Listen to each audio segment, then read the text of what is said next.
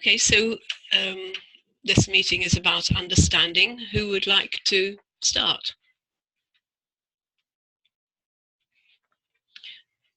Don't forget to unmute your microphones if you want to say something, but keep it muted most of the time.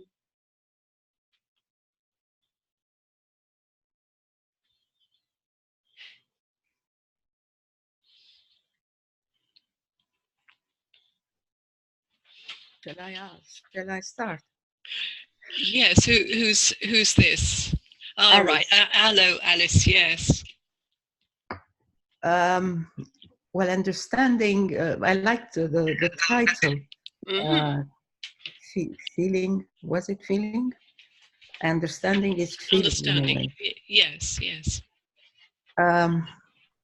I don't have any questions actually anymore. Is that abnormal? Is it normal that I don't have any questions? Because I understand all the teachings of Rupert, and I do my yoga meditations, and I try to live it as much as I can. Yes, yes. The questions, I had a lot of questions when I was very young. Yes. And I had a teacher who now passed on the other side. Okay. If I can say that. And I asked him a lot of questions about consciousness. And his way of teaching was a bit different. Yes. From Rupert's. It was much more showing me the illusion of the world, in the sense that it's through the mind that you're creating things. And what you wrote on your message reminded me of my teacher. He was French.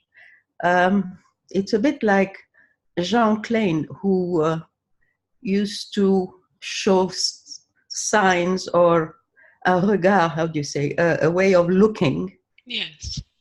Or through silence. But there was as well things that for me were a bit magical in those days. And now I understand through Rupert's teaching that he was answering in a different way without too many words. But I was very young then. I couldn't grasp everything. Yes. So questions, no, it's much more about understanding differently. I mean, I see the world completely differently. Do you find that you see the world differently, having come to Rupert's teaching and being on one of his retreats? Yes, it answered everything that I needed to complete what I had received before, if it makes sense. Yeah, yes, that does. What I had received was, I used to think that it was something extraordinary and magical, because Raymond used to do things that used to bring me to pure awareness for a few moments. Yes. And then I was amazed. The ego came in, and I was amazed. What happened? I used to see what happened. But now with Rupert's teaching, it's really what I needed to complete, if I can put it, mon voyage, my it's fantastic. Really, it is fantastic. And he was very kind. I don't know how it happened. He sent us for our group 14 what you call it, a retreat from the States as a gift. It was so kind of him, and I have distributed. And I have also for this group plus my local group, and you probably noticed I've used some of that material. Yes. Yeah. It's fantastic. So I have no questions, but I would love to hear what you have to say. Okay. I think when we come to a spiritual path when we're young, as you were at that time with your French teacher, then and we experience these moments of bliss, of being knowingly pure consciousness, then what tends to happen is that we see that as a state of consciousness which we want to get back to. What Rupert does is he shows you what's underneath of that, and that whatever is happening, that you are never apart from that pure consciousness. It's not something that you need to go back to, and I think that's the power of Rupert's teaching, really. And I'm sorry, I can't hear you very well. So sorry, I put my mic a bit nearer. Is that any better, Alice? Yes. Yeah. Okay. So yes, the power of Rupert's teaching is really that he shows you that presence of awareness is always there, even in times of happiness, in times of depression or agitation, or anger or fear. It's always there, and it's really finding that slightly deeper level.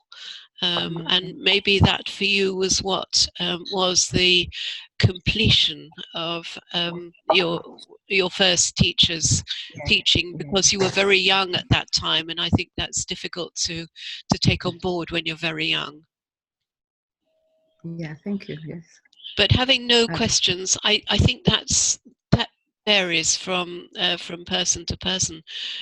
Sometimes if you're on a retreat, you might not have an actual question, but you might just want to have a dialogue with Rupert because on something that you feel is important to you, because it's in the course of that dialogue that something within you changes, whatever needs to.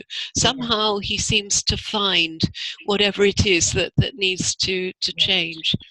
So you don't need to think necessarily you've got a question like how do I do such and such, or what is such and such. You don't have to have a very precise question like that.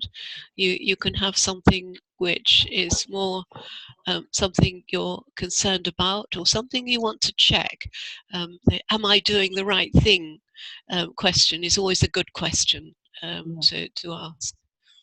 Yeah. Thank you. Hello, Anne. Unmute your mic, Anne. Hi. Hi. I could have asked that last question. Is there something wrong with having a question? And similarly, when I was young, and I used to ask a lot of questions, I used to rebel a lot and argue with the teacher, and I think that has burnt itself out. But I do have a question, which is, I also received from Rupert, the 14 videos. Yes. From the Garrison retreat, and I wonder, because I'm quite new to running a group from my home, what would be the best way to use these with a group? Well, what I did, I haven't put this paper up on Facebook yet, but there's another one which I've already produced and discussed with my group, and that one's got some material from Garrison, quite a bit of material from Garrison, but also from other places. And I listened to all of it, and then I just chose a theme which seemed to be a theme which related to this online group. So it seemed to come across in a lot of the recent questions here, but also related to my local group, because I've got some new members of my local group. And also related to them, and I put that together with other material, some from Jean Klein. I think I had a bit from Francis in that paper as well. And then I've used 2 of the meditations, or part of them, in my group. I don't play a complete one. Rupert always advised not doing more than 40 minutes of listening to recorded stuff in a group at one time. So that's I keep to that limit. Sometimes I go up to about 45, but not more than that. So I've used 2 of those, and I will continue, but it will be over about a year. Then also, you may have noticed on some of my replies on Facebook, I've used a little bit of that material where it's been relevant to the person asking the question. There was the issue about collusion. There was a lot of discussion on that, and I posted, DJ found um, uh, the audio which contained the one he was referring to in all his comments. So I was able to create a transcript of that, but I added to it 2 transcripts from the garrison, which were also on collusion. So I use it in that way because that was a current topic at the time, and it was answering a question. Yeah, thank you. I think, yes. So that would be, if you're 40 minutes, maybe 20 minutes meditation and 20 minutes maximum of our dialogue. Well, I have, normally what I do is it's about 40 to, 40, 42, 43 minutes meditation. Then we have a discussion, and then at some point I'll play additionally a short dialogue. Usually it will be about 10, 12 minutes, which will be on the same subject. And I will choose a time in the meeting at which it seems appropriate to say that. Often someone will say something, and that will naturally produce it. So I break things up a bit. Yes. Oh, thank you.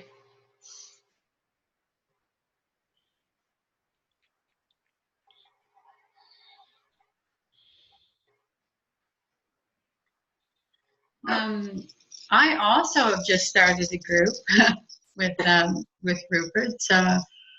I got his 14 days from California, and I attended the 3-day myself. So I also have those 3 days. I'm a little concerned with the first introductory is great, and the first day is good, but I'm a little concerned about using anything past day 3 in a open session where anybody could show up. Only because my own experience was what I did wrong was jump into the pool from the high end, right? I jumped into very, stuff that I thought I understood and I didn't. Yes. And I now feel the responsibility of guiding people through just the really big that I'm involved. I find that a beautiful book for introducing the direct path. Sorry, which book are you using? So you're breaking your voice. John Klein. Yeah. Sorry, I'm away from. You're breaking up an awful lot. Can you move a bit farther away? Can you? I'm going to. I will see if I can move it up a bit. I don't know, but I will probably have to move my whole computer. Yeah, I think you might. It says your network bandwidth is low. It's come up on my screen saying that. Yeah, I'll come back. I'll move my router and come back later on. Okay. And we'll carry on that. We'll carry on that discussion a bit later. Yeah, yes. A little later. Great. We'll see you later. Right. Okay.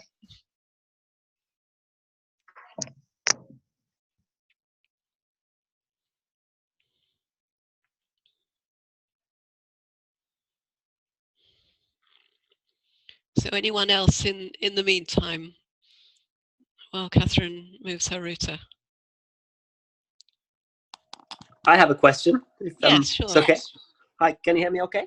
Yes, I can very well. I just wondered, how is it working with this understanding while you're on medication, psychiatric medication, as SSRI?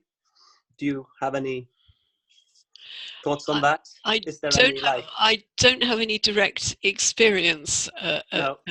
of that. What effect does the medication have on you, on your feelings, or on what's going on in your mind? What effect does it have? I mean,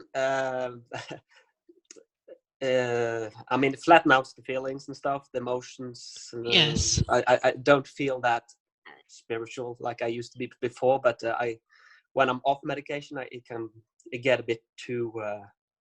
My pain body gets a bit too strong, so you get much more up and down. I might need it for a while, but it takes away the tears and all the emotions that I sometimes feel I need. But in another way, I might need it at this moment of my life, but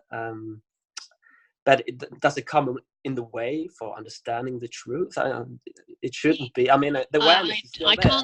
I can't see why, if all it's doing is flattening out your emotional responses, which it sounds because like I'm aware of it. It is. Also. I don't think it's going to affect your understanding. Really, for two reasons. Firstly, it's not anything that's hugely complicated, and I'm not even certain that the medication would affect anything that's hugely complicated, like higher mathematics or anything. You'd probably be fine equally doing that. But anyway, it's not hugely complicated, and it's often a question of really just reading the material, or listening to Rupert, and then just allowing it to sink in quietness, in a quiet contemplation. And I think your medication might actually help with that, in fact, because it will mean that emotions don't really get in the way. Yeah, because I have a I have a tendency to overdo things, like yes. So I could easily overdo this teaching and maybe spend too many hours on if I'm struggling a bit with sleep, I'll maybe sometimes listening to his recordings all the night. So maybe sometimes it can be a bit too much, but the medication helps me a bit to not overdo things. Maybe, I don't know. Yes, so, I think that's also true, and also not trying too hard. It's really from a state of relaxation that understanding arises. If you're tense, understanding won't arise. So I think it would actually be helpful rather than detrimental. Okay, thank you very much. Can I just ask you one more question? Yes, of course. Thank you. It's just about sometimes when I'm lying there at night and can't sleep, and I try to do this falling back thing, and sometimes I feel that my mind is creating this open, empty space of awareness instead of the feeling of it. Do you know what I mean? So sometimes I feel my mind is just cheating myself. You're trying to manufacture it. Yeah, I think or getting it or whatever. And okay. It's just my mind. How do I know it's just not something my mind creates, or if it's really? Sometimes I feel it, or it's just a placebo effect of the mind, or whatever. You know what I? Yes, really, the best way is to use one of Rupert's techniques for making sure that your mind is going to the right place. So you ask one of his standard questions. You can ask, am I aware? Or you can ask, what is it that is aware of my experience? And you see where the mind goes, and you just stay there, but you just relax into it. And if you can allow all the muscles of your body, you're lying down in bed after all, so this should be easy. And let's just allow everything to completely relax. And then you just sink into that sort of empty space. Don't try to manufacture it. Don't try to look for it or find it, because it's not something that can be found. You see, if the mind is looking for it, the only thing the mind can look for is an object. Yeah, that's true. And it's not going to find it as an object because it's not an object. But how do I know then it's there? I mean, it just confuses my mind because I can't find it. How do I know it's there? Yes, don't try to know it's there. Just try to be it. That's a different thing. Sometimes when we use the word knowing, and this is different from how Rupert uses the word knowing, but often we mean I know something. So I know the name of the present Prime Minister, or I know something. I know an object. So the word knowing can be a little bit confusing. So instead of knowing, just try to be it. Just try to sink back into what you really are. Yeah. See if that works. Yeah. Thank you. Anyone else? Is Catherine back yet? Can't see Catherine up here. I click the button, maybe she is. Yeah. Hi. Catherine, hi. Hello. Hi. From a different location. Hopefully the connection's a bit better.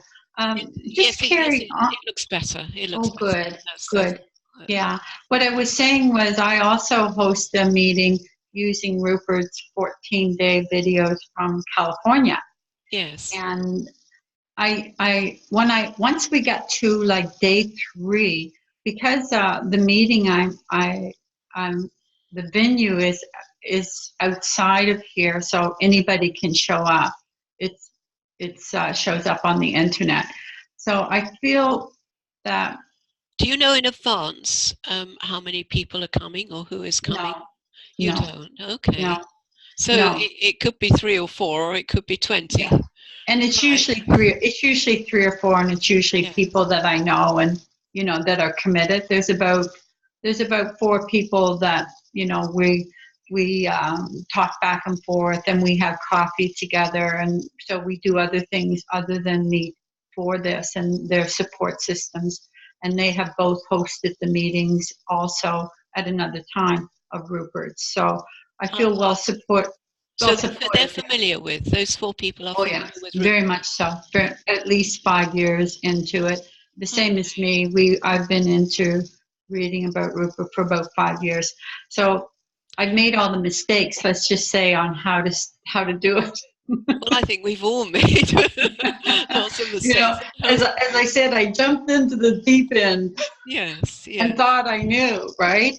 And it created a lot of confusion. And I can see why that's so important that I had that experience, because I'm clear that the basics are the most important. The very, are you aware? And I love John Klein's I Am book because the simplicity of it, and it's all there. I would start actually with a new group. I would always start with Presence Volume 1.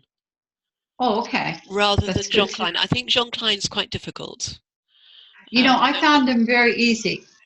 Well, you did, I know, but you've been studying Rupert for a while, Catherine. But I think for someone who's completely new to this, I think John Klein is a little bit difficult.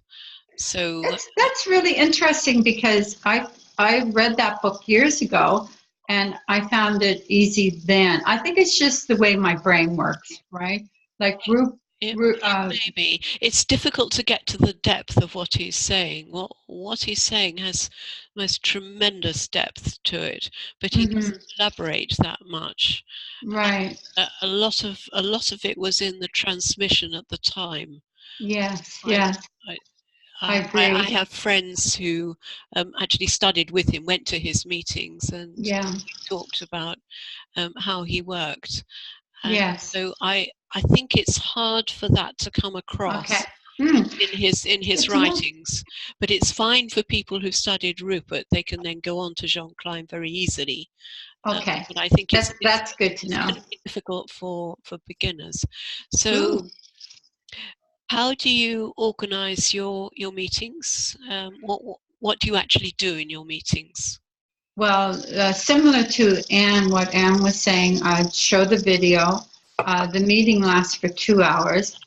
Show the video, then have a discussion. So it's a video of the meditation, is it? Or yes, usually about 40 minutes, 40, 50 minutes. And then and then we have a discussion. I'll take a whole other meeting to do as questions and answers, because I find those really valuable. So the next time around, I will do just his answers. Do that. I see. Okay. Okay. Yeah. So I like going really slow with that because there's so much there. And I think, Catherine, it's probably a case of where you'll need to be a little bit flexible, actually, at the time, depending on yes, who's turned up. yes, And sometimes what I do, I try to make sure that I know exactly who's turning up to my meetings. Binks knows this. She gets an email along with everyone else. Are you? Please tell me if you're not coming. So anyone new, I need to know if they're coming, and then I can plan the meeting accordingly. But if people do show up who are new, then I usually give a little bit of explanation before yes. I play the recording of the meditation. Sometimes cut it a bit shorter, so I will probably only do a 30-minute meditation if someone has turned up for the first time. And I would explain a little bit more afterwards as well, and always ask them for their questions before letting anyone else in the group chip in, letting any of your more experienced people chip in. Yeah, good point. I think that's maybe the way forward, but I think you have to be probably, in your case, rather quick on your feet, because you could have a whole load of people who are completely new turning up. Well, it's at the Krishnamurti Center, so usually they're coming from that background and they're curious on it. So they usually have a lot of questions on comparing the two teachers. Right. And have you studied Krishnamurti's teaching? No, I haven't. And Right. but the other two that support me were started with Krishnamurti, and they moved into Rupert. So I feel like it's a team that's working together. I feel well supported, and that takes me to the second question on the paper. I love the section talking about the bucket in the water. Yes, yes. Because with each person that you're in contact with, I don't know if I'm reading it correctly, but it felt like with each other person, you're all awareness, and awareness takes on the shape of a bucket for them. Exactly. And it takes on the shape of a bucket for me, and there is no really teacher, there is no student. It's just awareness being creative in showing up in different shapes and forms. And in this activity, one person takes the role of a teacher and the other person takes the role of a student, and yet we're all awareness. And so the interaction that we can get can be really full for both people, for both characters. Does that make sense? Am I getting that right? Yes, yes. Really, the idea of the bucket, and the reason he uses that metaphor is really to say that every question relates to just that moment and that individual asking that question, and not to anyone else who's in the room. So you might think you've got a similar question, but actually your question will be different, because you will be coming from a different place. And what he does is, as he says, he dips the bucket in. The bucket is the question, and what comes up is uniquely suited to that person. That's not an easy, in my experience, that's not an easy thing to do. That takes an awful lot of teaching experience before you even begin to be able to do that. Yeah, that's what I thought too. That's why I asked the question to see if I even knew where to begin in that. Is Beginning is because it's colored from my point of view. So the water's, coming from you trying to. I'm not trying because that's the wrong word, but uh, allowing awareness to be welcomed in to two places and to merge. well, And you're, awareness is always one. yes, There is nothing yes, else. But the way to the way to help or to answer a question is first of all to make sure that before the question is asked, you are standing as awareness. So you feel right. you are awareness. You feel that no one else in the room is separate from you. There are no Right. others in the room. You really feel that. Then when the question arises, you don't go. You There will be something of that individual's previous questions, if he's asked previous questions, but which will be there in awareness, in memory, but you don't let that come to the Mm-hmm. surface. You allow that to be there. Maybe it's relevant, maybe it isn't, and you're just quiet for a moment, and then the answer pops up very quickly. Um, what what I find is, and I think Rupert has said the same thing, when that's working, then you don't actually know what you're going to say before you said it, before it's been said. Mm-hmm. It comes from complete relaxation, from complete feeling that there are no others. Mm-hmm. But that will take an awful lot of practice. You've just started running this group. Mm-hmm. That's a few years away. That's a few years. Yeah, and that's why I thought the bucket related to that. Yeah. What he was talking about was pointing to where you're speaking now. That I don't know how other people read that, but that's exactly where. It's explaining how he does it, but not. Yeah, It takes a while before you get that kind of level of, or anything like sure. a level of proficiency of Yeah, Rupert's absolutely. teaching. Yeah. Yeah. No, it's certainly an exciting path to Yes. practice and. And the main message from that is, when you go to Rupert's meetings or retreats, always ask your question. Don't assume that someone else, she's asked my question, so I don't have a question now. Mm-hmm. That's really the message he's trying to get across from that. I'll make sure I ask the question the next time. Yes. Thank you.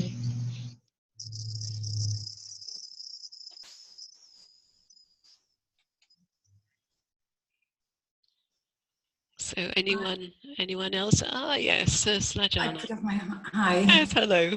Hi, Jenny. Nice to see you again, and everybody else. Um, I'm struggling with this actually for some time, and even tomorrow we are meeting with a couple of friends. So maybe we were going to discuss this subject. As far as understanding is concerned, and as far as the nature of creation and consciousness is concerned, I don't think there is anybody who does that better than Rupert. And I have had really my personal revelations, several of them. But what I personally miss in his teaching is the other end of the creation. Not the nature, but this reality, that the point of view of consciousness as me or you or us are experiencing in this world. And that is done, this creative aspect of it, in the sense, I know, for example, other teachers as Deepak Chopra, he's really big at that, calling, you're the creator and we are the co-creators, and you can manifest the best or the, life you want to, or you can even. And even on the last webinar, there was this one listener who asked Rupert about it, in the sense of the yogis and the siddhis, who can do that kind of magical stuff, really make things happen.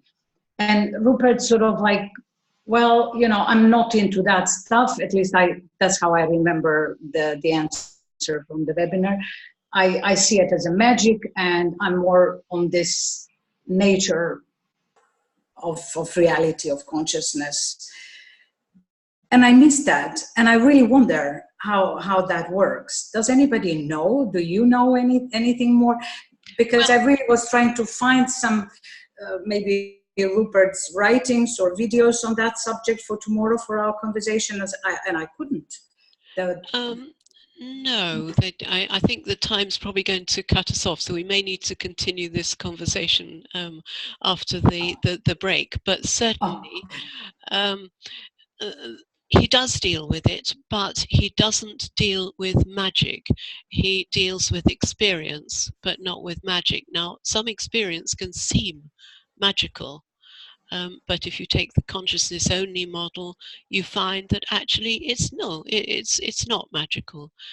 So things like transference of thought between people, and he certainly talked about that. But the magical stuff, Deepak Chopra, I'm very suspicious of. I must admit. I don't feel he really has a deep understanding. I'm not sure that Rupert does either. I mean, obviously he's helpful to Rupert because he hosts a lot of events which Rupert attends, but I wouldn't regard his teaching with the same level of seriousness as I would Rupert. But we can talk about this a little bit later, because there's nothing that's missing. There's nothing at all which is missing from what Rupert discusses. The teaching, as he said, it evolves according to what the questions are. But as we talked about with Catherine, it's taking that bucket down. But if you're looking for something as an object, he will always take you back to yourself. And a lot of these teachers, particularly the ones that talk about manifestation, they are looking for an object, and they're encouraging you to look for an object. And that's not part of. But that isn't that the whole point, Jenny?